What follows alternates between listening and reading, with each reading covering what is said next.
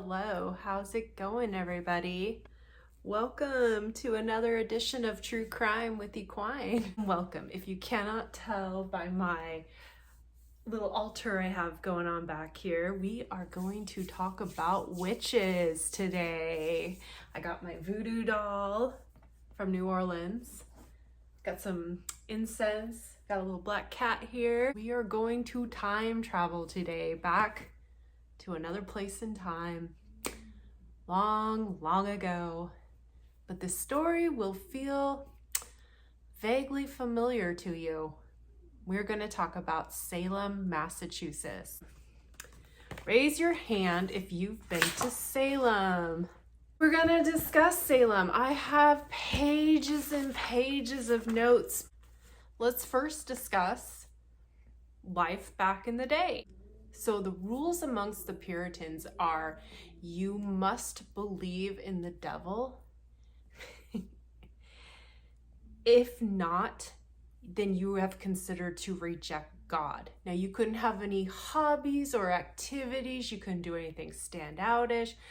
Could not talk against the government.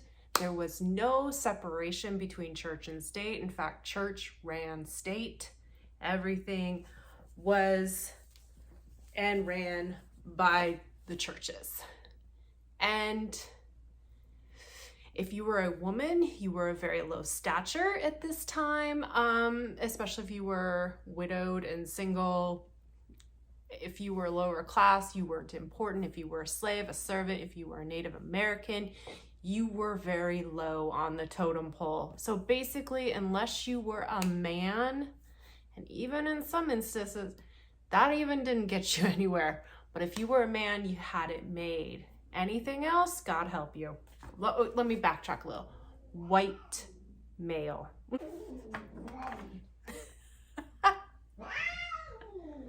Milo. Witch. I'm not saying Milo's a witch, but he's a witch. So modern day Salem is just a huge tourist trap.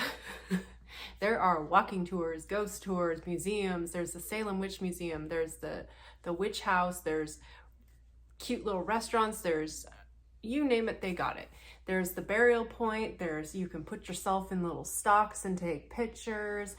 There's the memorial for the victims. To sum it all up, kind of like, because I'm a little bit of a rebel here, when I was in Salem, I had my tarot cards read by a self-proclaimed witch. I didn't check her credentials. I'm just saying I just did it kind of an FU to all the judges back in the day. Also, Salem is also very known for its maritime history. There's a huge maritime museum. There's a national monument. There is the Nathaniel Hawthorne's House of Seven Gables. That's there too. Like, there is a lot of stuff to see in Salem. Highly recommend. I'm just saying, once you've done it, you're good. You know what I mean? Like I said, I'll repeat it. The only time I'll go back is if it's Halloween, because I want to see that shit at Halloween, because that's going to be lit. The place is crazy. It's crawling with witches. There's potions. There's all sorts of fun stuff you can do. And I just think it's fabulous. What better way to give the middle finger to the Puritans than to have a witch read your tarot cards in the middle of Salem?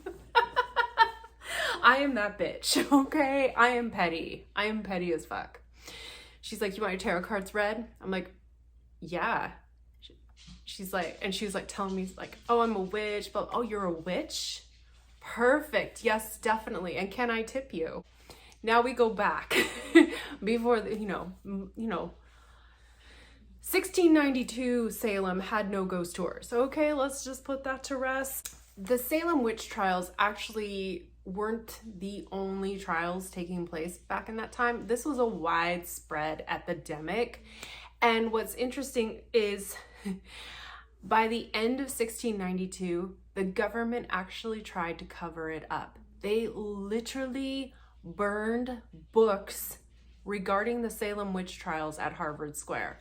Like, they legitimately tried to cover that shit up. Like, they were like, yo, we fucked up. Let's just pretend it never happened. Let's burn everything. Let's burn the evidence and let's just get on with our lives. No joke. This trial is actually considered the first widespread government or first wide-scale government cover-up, because it was performed by the government. Don't get it twisted. Even though it wasn't the United States yet, it was still an act of the government. It took place in a courtroom. Let's get into it, shall we? This was just less than a year of mass hysteria, paranoia, accusations, and basically just a power struggle. And basically, if you want my honest opinion, the witch trials was just a way to get rid of people they didn't like or to snag stuff that they wanted for themselves. Let's get into it, because it's trippy. The story you learned in school is not the actual story. So, this all started back in January 1692. Now, I believe, there was a bad winter, like one of the worst winters. They were all coming out of this winter. Everyone was just like, dude, what is happening? And some girls, number one, Betty Parris and Abigail, who was Betty Parris's cousin. Now, Betty Parris is the daughter of Samuel Parris, who had a key role in the Salem witch trials. Now, Samuel Parris, quote, said on March 27, 1692, "The devil has been raised amongst us, and his rage vehement and terrible." So he firmly believed in this shit. Like, he swallowed this shit, but he had motives, okay? Like, John Parris, people did not like him. Like, people would be like, you see that dude, John Parris over there? He's like a little piece of shit, you know that? Oh, yeah, totally. Yeah, he thinks he's so cool. Did you see what he was wearing? Did you see that buckle he had on his hat? Like, my God, like, tone it down a little. You know what I'm saying? People were talking shit, okay? I would have. They're like, Parris, fuck that guy. Fuck that guy. A little HOA thing going on here. Imagine if the Puritans had, like, Nextdoor app. Oh my God. So, Parris preaches in church that the devil is responsible for all the troubles of Salem. So basically, the scapegoat of it all is the devil. The devil made you do it. Old argument, I know. And let's get one thing out of the way too. No witches were ever burned at Salem. Please stop saying that. And tell your friends to stop saying that, because it did not happen. And it's kind of embarrassing when I hear people say it, because that was something that happened over in Europe. And at the time, this was all going on in Europe as well, but no witches were burned in the United States during this time, okay? Stop saying they were burned. They were not burned, okay? No witches were burned. They don't worry, there were other ways to kill someone other than burning them. So just a little something gets on my nerves when I hear it. So how did this whole thing start? Well, these little girls, Abigail, so getting back to Betty and Abigail, these little girls in the winter snuck away to, hang out and do girly things, like tell each other's fortunes. They basically snuck off to play a game of MASH, who their future husbands would be. Like this is not normal. Like, we haven't been, like, little girls haven't been doing this shit for years. Like, how many times did I play a game of MASH and whatever, those little, those little things you folded up? Fortune tellers. They were legitimately called fortune tellers. Remember? And you'd be like, 1, 2, yep, pick that one. Okay, 1, 2. Like, the girls were doing that shit. Oh my God, let's get the hangman's noose, okay? Some fuckery is going on with these little girls. Well, these girls got caught. Now, think about it for a second. You're off doing some little fortune telling shit. No big deal. But your dad is like up in the preachers being like, the devil, the devil, the devil, witchcraft, witchcraft. And you're off in the woods with your friend practicing witchcraft. I mean, and you get busted. What are you gonna do if you're an 11-year-old girl? Oh, I'll tell you what you're gonna do. You're gonna blame it on the witch. I was possessed by witches. Now, what made it even more scary is that these girls were suffering from things like convulsions, hallucinations. They were feverish. They were talking gibberish. They were like acting like they were on drugs, but I will get to that, okay? We will come back to that at the end of this video. So the whole town's like, oh my God, we have to save our daughters. Our daughters are at jeopardy. Oh my God. Save the children. You'll know why I'm laughing later. That is some bullshit if I ever heard it.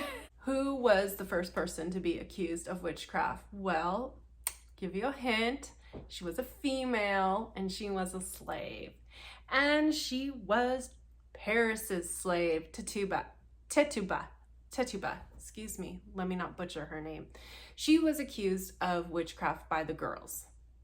Now, Tituba, why is her name so hard to say? I don't know. I normally on any other day can pronounce it just fine. Turn the camera on and I'm like, don't worry, I'm fine. I really do know how to say her name. I swear to God, I know how to say her name. Anyways, you don't believe me. It's fine. She's busted. She's like, oh my God, I don't even want to be here. Like, she is a slave. Like, she don't even want to be here, you know, and she's being accused of this shit. Excuse me? Okay. But so she's like, okay, well, maybe if I confess, because they're telling her, they're like, if you confess, we'll let you go. And she's like, okay, sure. I am practicing witchcraft. There, can I go now? And they're like, no. Who else is practicing witchcraft? See, that's the thing. This is how it became so widespread, is there was this thing in the courts that could be done saying, if you confess to being a witch, you will be exonerated, but tell me who else is practicing. So it's kind of like a pyramid scheme, like tell your friends and then get two other people. And then those people get two other people and those people get a couple other people, like, and then the judge is at the top, you know, kind of how it went down. But who got accused? Who was accused of these crimes? People we didn't like. It's not that difficult. It's not that hard to think of. So a couple of victims was two Sarahs.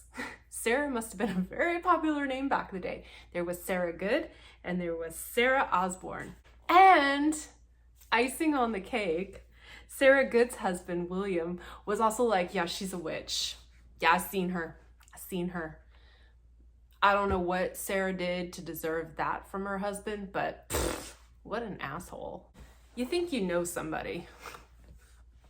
Am I right? There was a legitimate hero to the story, and his name was John Proctor. Now, John Proctor was the man of reason.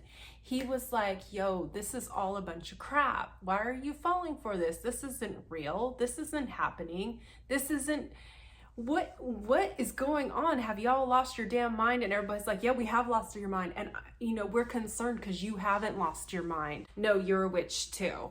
Because you are like acting like we're the crazy ones. Excuse me, no, you're crazy. See, you must be a witch too. It didn't go down like that, but you know, let's modernize it a little bit and make it interesting. So, so here's the thing about John Proctor though. John Proctor, he did speak out against this, but guess what? John Proctor owned land. And back in the day, if you owned land, you were successful. You had money. John Proctor had money. John Proctor was married a few times. He had 16 kids, which I think is a little excessive, even for that time, but okay, you do you, boo. And he had land. Don't you think other people maybe wanted his land? And he did have land disputes. It's so convenient, isn't it? He had land disputes with the Putnams. The Putnams, pieces of shit. So in February, the Putnam's daughter, Anne, who is 13, she starts suffering these fits too. So Mr. Putnam's like, ooh, perfect. Now, the Putnams were also feuding with another family, the Nurses, Rebecca Nurse. They were feuding over property. 13-year-old Anne accused Rebecca of witchcraft.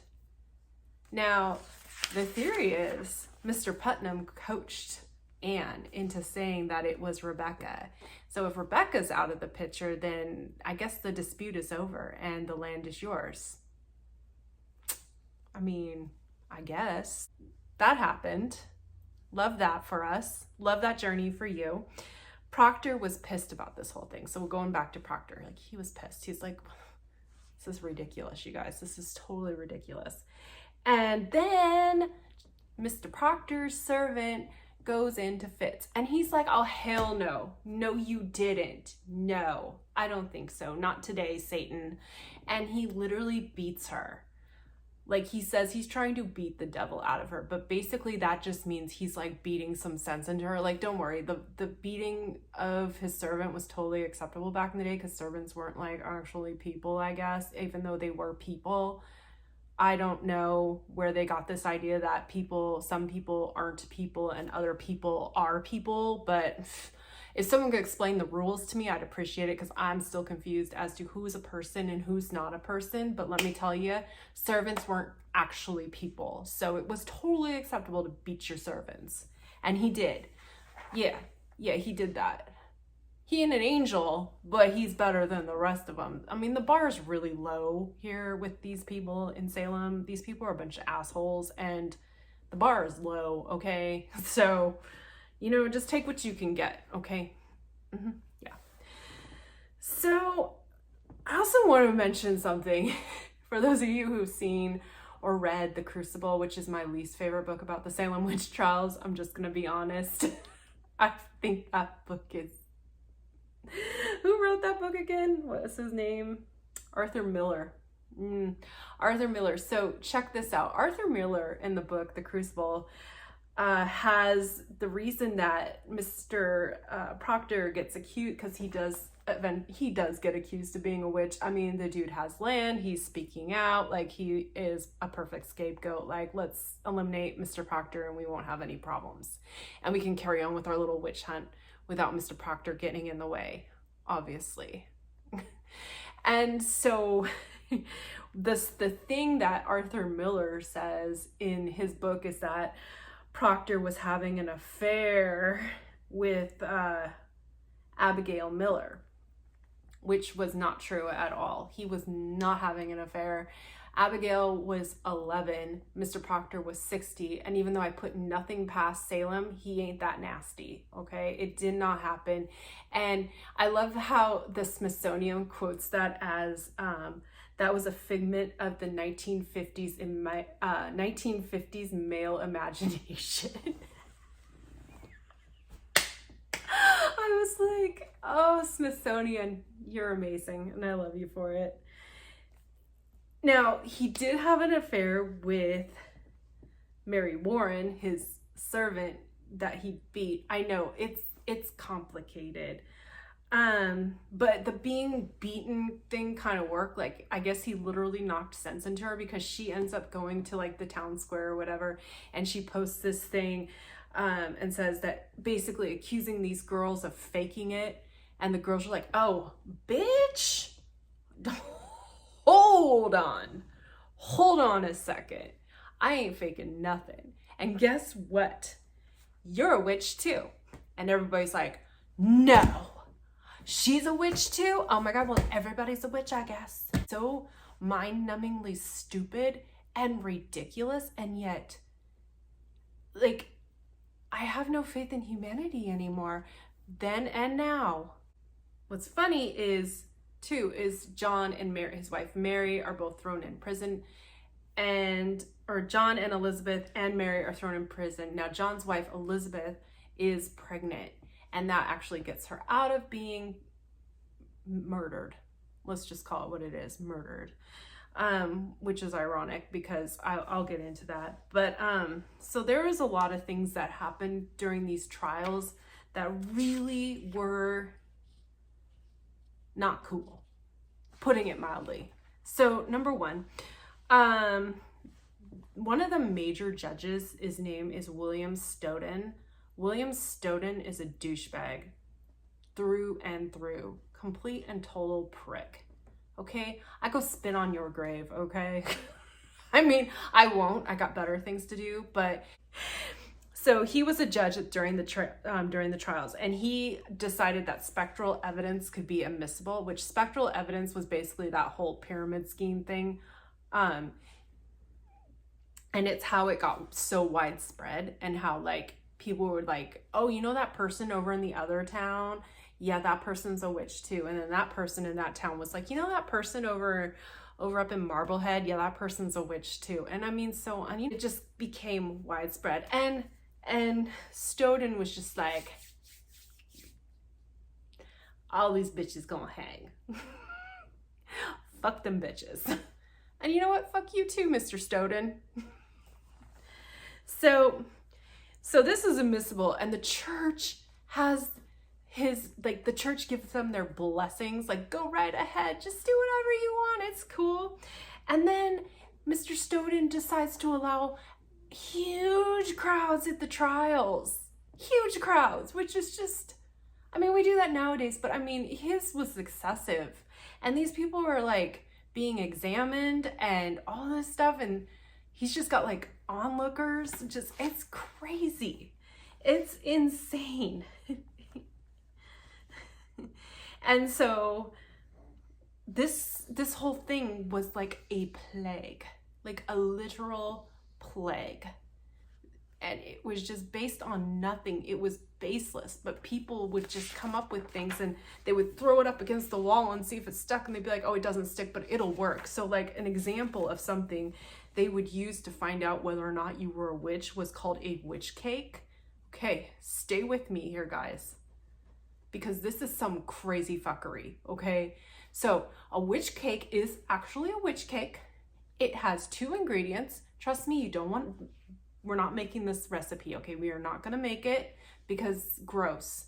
The first ingredient is rye flour. The second ingredient is the urine of the person being accused of a witch.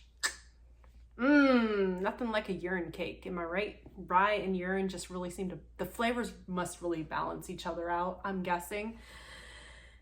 And then the cake was fed to a dog. Now, if the dog acted like the person being accused, like had a fit, like, have you seen what dogs eat? How is this gonna work? But anyways, we'll continue. Then the person was a witch. Now, what's funny about it is most of the time nothing ever happened, but that person still ended up being a witch anyway. So they would make this cake out of pea and rye, feed it to a dog, and the dog would be like, woohoo, and then he'd go eat his own poop, and like nothing would happen. They'd be like, oh, nothing happened. She put a spell on the dog. Like, you literally could not win. You know what I'm saying? You could not win. So there was also this other thing that happened that is trippy as fuck. I'm gonna tell you about it, okay? Because this, you know, like I said, you know, there were more interesting ways to kill people than just burn them at the stake. Let me tell you about Mr. Giles Corey. Mr. Corey. Oh, this guy was like savage. Okay. So Giles Corey's wife, Martha, was accused of being a witch. Who knows? Who knows what she did wrong, but she did something. And Giles stood up for her and was like, no, she's not a witch. And then they were like, oh, you must be a witch if you're gonna like do that weird ass shit, like try to defend your spouse. Like, what's that about? You want to explain that? And Giles was like, yeah, I love my wife, so don't really see what the problem is. And they're like, okay, well, so, oh, Mr. Corey, don't you have like an inheritance? And Mr. Corey's like, oh, hell no, you ain't getting a shit. No, that is going to my family. That isn't your stuff. That is my stuff. You don't get it. Do what you think you're gonna do, but you ain't getting a dime out of me. That inheritance is going to my kids. So they did a thing called penvote adieu. I think that's how you pronounce it. I'm not even sure if it's French or if it's Spanish, to be honest. Penvote adieu. Penvote adieu is the act of pressing someone to death. It's a torture device. So you don't have to be pressed to death. Like you could say uncle and they'll like take the stones off you and you're good. Maybe. Or you could go out in a blaze of glory like Giles Corey did and just be like, fuck you. But he refused to confess, because if he confessed, his family would lose the inheritance that he had. And he had a sweet inheritance, like his family would be all set up. And he was just like, nope, nope, nope. And he did not inherit. In fact, when they would be like, hey, you want to confess? He was like, more weight. And it took Giles Corey 2 days to die. Think about that. Think about gradually having weight increased on you, and it's just crushing your organs, crushing your lungs, it's crushing everything for 2 whole days. That's savage. That's Giles Corey. He deserves his moment. There is a story where he did like turn on his wife, but I keep finding conflicting information. Like one place it will be like, oh, Giles turned on his wife. And I'm like, well, that's a dick move. And then another one is like he defends his wife. I'm going with defending his wife because he went out in a blaze of glory and we're just going to let him have his moment. And like, let's face it, everyone in Salem basically sucks ass anyways, except for like the women. So like, screw them all, you know? They all suck. So, but I'll let Giles have his moment because dude got pressed to death and I'm just going to let him have his moment. And we're going to not call him an asshole today. Today is not asshole Giles Corey's day. Okay. It's a national holiday. I think it should be recognized. Okay. Moving on. Now, there were 20 deaths in total that year, which doesn't seem like a lot, but there were so many people jailed. So maybe you were lucky enough to not be executed, but you probably spent time in jail. And let me tell you, these jails were bursting at the seams. Like they were full of people. Like it's a fucking pyramid scheme. Like you have to bring your buddy in with you when you get accused. Like, oh, okay. Yeah, come with me. Hey, I have a business opportunity for you. You want in? So these jails are bursting and there's children in these jails. There was a 5-year-old girl, Sarah Good's daughter, Dorothy. She was 5 and she was shackled in that jail. Like her mom was executed, but like they really care about the kids. Like it's all about the kids' safety. Meanwhile, Dorothy's shackled in prison, like probably got dysentery and lice, and I'm sure it was like a really clean place to be at that time. Like I'm sure there was like no diseases or anything. Like I'm sure people weren't just like pooping in corners or pooping on themselves because they're shackled. Yeah, sounds sanitary, doesn't it? It sounds super sanitary. Like probably the most sanitary place in all of Salem, those jails. And there were kids in there, pregnant women in there, elderly women. Like, ew, gross. Have some decency. But no, they have no decency. They have no decency. So there is this whole thing too. And when I went to Salem the first time in 2013, everything was about like, where was this execution site? Like people had theories, but no one really knew where it was. And it's important to know this because the bodies were actually buried near the execution site. And because if you were convicted of witchcraft, you did not get a proper burial. You were just kind of thrown in a hole and like called it a day. Okay, cool.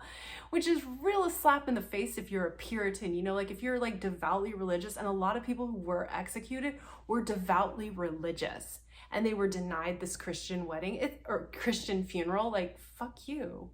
That's so rude. That's so disrespectful. It's so disgusting. But, so people for a long time thought that it was at a place called Gallows Hill, which was like the highest point in the town. And that's been proven to be completely false because it was way too steep to get a cart up there, and you had to cart the prisoners up there. And if you couldn't get the prisoners up there, then how are you going to do these executions? Also, it was too far for most people in the town to walk, and it was a public event. Like, people loved a good hanging. Like, oh shit, let's get going, get the lunch packed. We got to go to the hanging. Woo, kids, get your stuff together. We're going to the hanging. I'm going to leave without you if you're not ready in 5 minutes. I'm going out the door. I'm coming, Mom.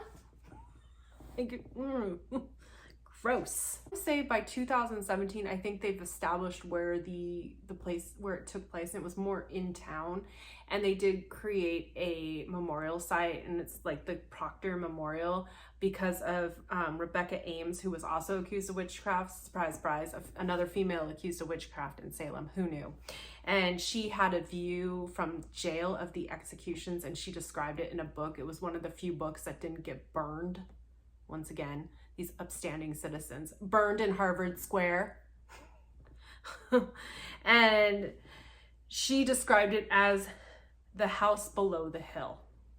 And they figured it out. They did some detective work, and they figured out where this spot was. Now, there are no bodies. They've never recovered actual bodies or anything, probably because some family members like snuck away in the middle of the night and dug their loved ones up and then took them and buried them in an undisclosed location, like Proctor's family did. Like, they got out in the middle of the night with their shovels and they dug his dead ass up and carried him over to the family land and reburied him. Like, fuck yeah, dude. Awesome. You know what I'm saying? Like, get it. Get that shit done. Give them a proper burial. It's the least you can do. By the fall of 1692, everything starts winding down. There was huge outrage. Like, finally, people were like, dude, this is really fucked up. Like, this is super fucked up. You shouldn't be doing this. And they were ordered to stop immediately. And so, funny thing is, many people apologized for their roles, except for Mr. Stoughton, who stands by his convictions. And he died being like, I regret nothing. All those bitches deserve to be hanged. And let's talk about being hanged. Like, it wasn't a quick death. It was a slow strangulation. You would have convulsions. You would go into, it was just agony. Like, you didn't, like, it's not like a proper, like a hanging nowadays where your neck gets broken immediately. No. They would just, they would walk you up the ladder, put the noose on your neck, and then say the words, turn off the ladder, which meant, boop, off you go. And you would just hang there. And like, the day John Proctor was executed, he watched 4 people before him be hanged and just watched them slowly die. This agonizing, painful, torturous death. Like, it was brutal to watch. And like, that's why I'm like, you sick fucks going to watch this shit? Are you serious? Like, that's disgusting. I don't care. Oh, it's different time. No, it wasn't. People are not that different. I'm going to say people are gross. So, Judge Stoughton signed 18 death warrants out of the 20, and he's never been sorry. He's like, we needed moral reformation. So, by the way, he's buried at Dorchester Burial Ground, if you're just curious, and he has a really like a ballin' gravestone, just so you know. He got a Christian funeral. Must be nice. Must be nice. Huh. Yeah, it must be nice to have a proper burial. What's that like? So also, fun fact too, that I learned, because when I went to the House of Seven Gables, because like, fuck, why wouldn't you not go to the House of Seven Gables? And I learned that Nathaniel Hawthorne was actually related to one of the judges, and he was so embarrassed by what his family member did that he like denounced his family like altogether when that shit. He's like, oh, I don't claim those people. No, I don't know those people. So what the hell happened, right? What is this? What is this? What happened? What happened? So there's 2 theories. So 2 of the major crops in Salem was wheat and rye. Now, there was a fungus growing on the rye, and basically it caused, wait for it, spasms, fever, being the feeling of being dazed, hallucination, and distorted perceptions. These are the symptoms of this fungus that could have been ingested by these girls. basically these girls ingested a fungus and were tripping balls. That's a really good theory. But why did it not happen to the adults? And that's the only hole in the story I have, is like, why was this the only thing happening to girls? And like, these girls were interrupting church services. They would go into convulsions in the middle of church. So I, like, as great of a theory as I think that is, and I think it's a real possibility, and maybe a few girls were afflicted with it, I also think another one is these girls straight up made it up. Like, listen, you're living in complete fear. You're 11 years old. You don't have a fully formed thoughts, and everything's just kind of coming together for you as you make your way into adulthood, and you're being told all this stuff. And why wouldn't you do this? Like, you'd be so scared. So did they just make this whole thing up? I'm more inclined to believe that a lot of these girls did just that. They just made it all up. They just did it. And I think a lot of them were coaxed by adults. Like, who did this to you, baby? Who did this? Was it Mr. Putnam? Yeah, it was Mr. Putnam. Was it Sarah Good? Sure. Yeah. No, it was totally Sarah, because it was itchy. It's actually really itchy. That's basically it for the Salem witch trials. So, kids, what have we learned? What is the difference between what is the difference between the Salem witch trials and like McCarthyism and Japanese internment camps? And if you go to the Salem Witch Museum, they actually will explain that how mass hysteria can lead to things like Japanese internment camps and McCarthyism. And, just people accusing each other of communism, like witch. Nowadays it's communist. It hasn't changed. Like, it's still a part of our DNA or something, just to be hysterical and accuse people of wildly weird things that aren't true. It's a lot to process. And I know that the Salem Witch Museum is updating their info, because I watched an interview from one of the curators of the museum, and she wants to update it because a lot of it is a little out of date. So my number one recommendation is, when visiting Salem, definitely stop by the Salem Witch Museum. It's totally worth it. You learn a lot. She also has a really cool exhibit about like the things that happened over in Europe at that time, because let's not count that shit out. That shit was fucked up. And it's also very sad. Like, there's a very nice memorial. It's by the old burial point, and they have like a memorial to all the victims, and it's very sweet and it's nice. And they also believe, like, a lot of people in Salem believe it's very haunted, and you can go on a ghost tour, you can go do ghost hunts, you can do all that fun stuff. I've done ghost hunts there. I think I've done like 2 ghost hunts there. Never saw a thing, but I highly recommend, when you go somewhere like Salem or New Orleans or, any of these places, go on a ghost hunt, like go on a ghost tour. Because you learn such interesting facts. Like, when I was in Charleston, this was the first time I ever did a ghost tour, and now I'm like totally hooked on it. Not to see ghosts, like I've never seen a ghost on a ghost tour, to be honest. But like, you learn so many like weird and crazy facts about the cities you're in. Like, when I was in Charleston, I learned about, like, we stood in this alley. It was just this benign alleyway, but it was the spot to go if you wanted to do a duel. Like 10 paces, turn and point and shoot. And I was like, motherfucker, whoa, here? And they're like, yeah, I would have never known that, Stories, I mean, they're great. They're fantastic. So if you are in Salem, definitely go check out a ghost tour. You have to be careful about which ones you pick, because some can be really cheesy. And I've been on some cheesy ghost tours in my time, like, let me tell you. But there's a few in Boston that just... they slap. They're good. So definitely check those out if you're in Salem, and try to go at Halloween. That's supposed to be a really fun time. So that's about it. That's Salem for you. What do I think about the whole thing? I think the whole thing is very sick, and it's not at all what I learned when I was a kid. I really did think it was truly about witches. And it's not about that at all. It's about, I don't like you. I want you out of my town. So I'm just going to accuse you of being a witch because this is like a super religious place. Like, okay. All right, cool. And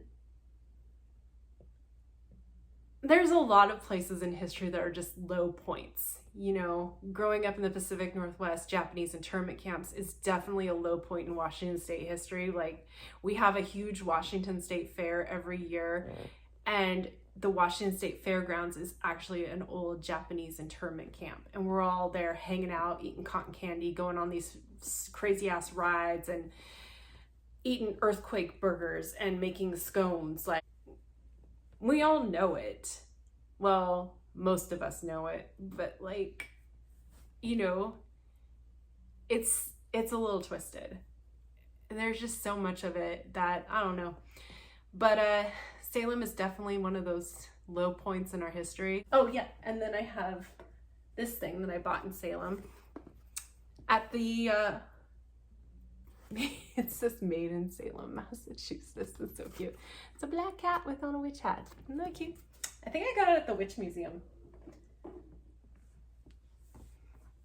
Yeah. Anyways, that is all. Thanks for stopping by. I know I've been like bombarding you with videos, but I gotta get them out while I got a day off. So I had a lot of fun researching this and revisiting it. And it's Halloween, we gotta talk about it. So there we go, witches, check. Anyway, till then, everyone have a great night. Take care and stay spooky. And stay sexy, don't get murdered. I don't know where I got that from, but we're going with it. Night.